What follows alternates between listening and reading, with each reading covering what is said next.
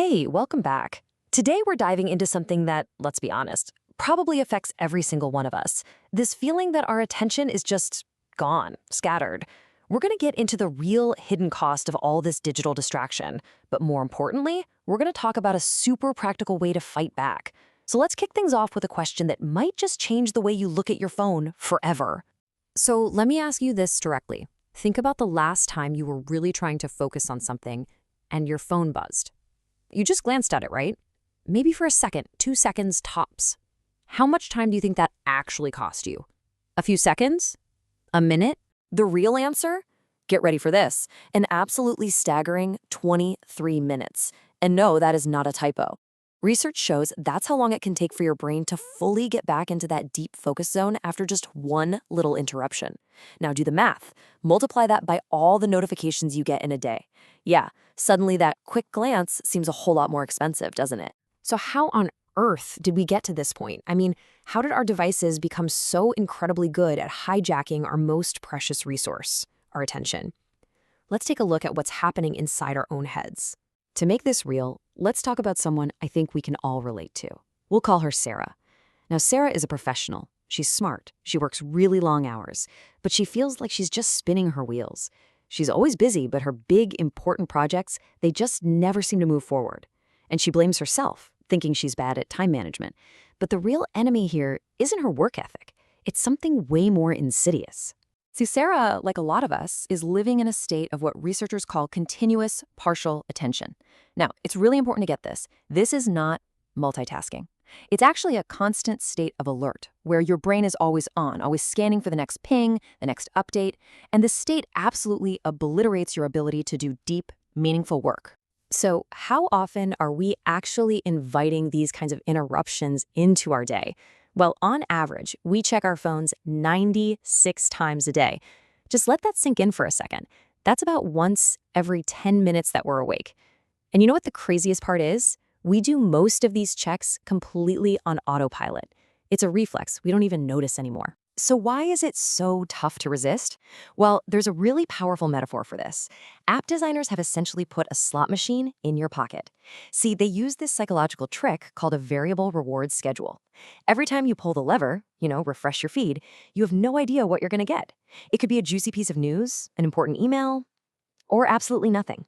And it's that uncertainty that makes it so unbelievably addictive. And it's not just the slot machine effect. Oh no, they have a whole toolkit of tricks designed to hook us.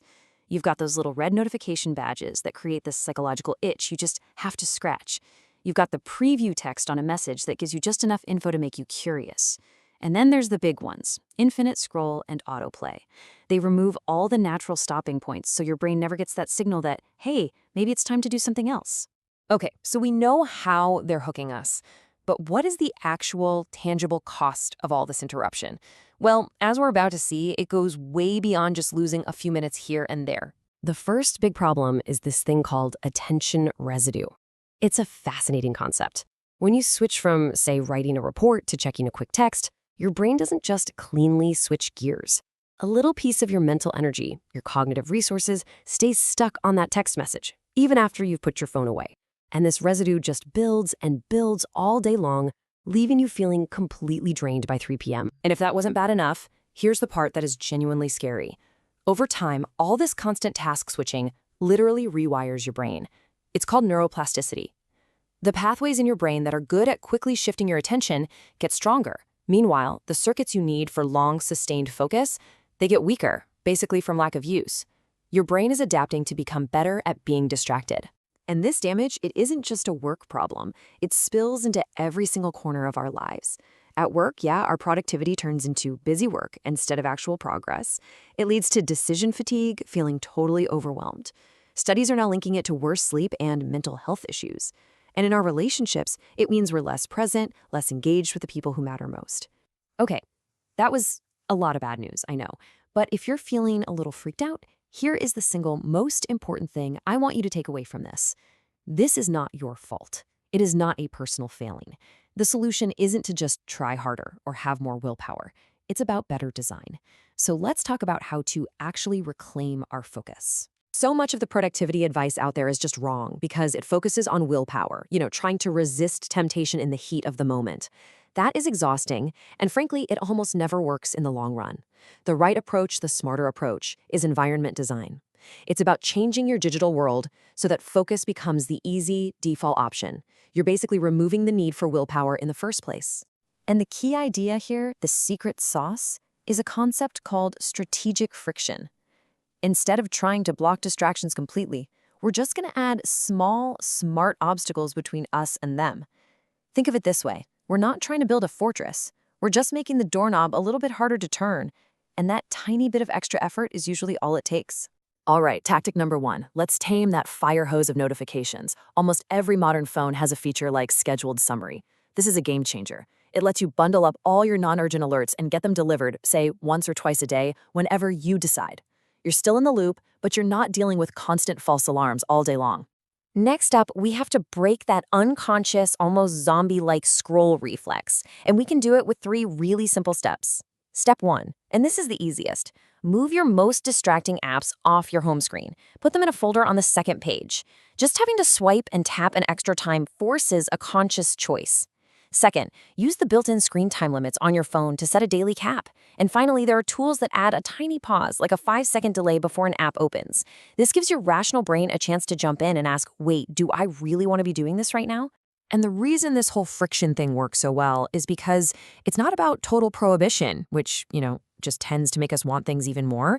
Is all about interrupting that lightning-fast automatic habit. It gives your conscious brain just a split second to catch up and make a better, more intentional choice. So now we have the tools. We have the playbook. It's time to actually put this stuff into practice with a super simple, totally doable challenge. But before I tell you what the challenge is, let's just take a second to remember what's at stake here. Your attention, it's not some fluffy, abstract idea. It is the literal foundation of your life. Your career, your relationships, your health, your personal growth. Everything you want to build rests on your ability to control where you put your focus. So here it is. Here's the challenge. Don't try to change everything all at once. That's a recipe for failure. Just pick one thing. Just one. Will you be the person who turns on notification batching? Will you move your top 3 distracting apps into a folder?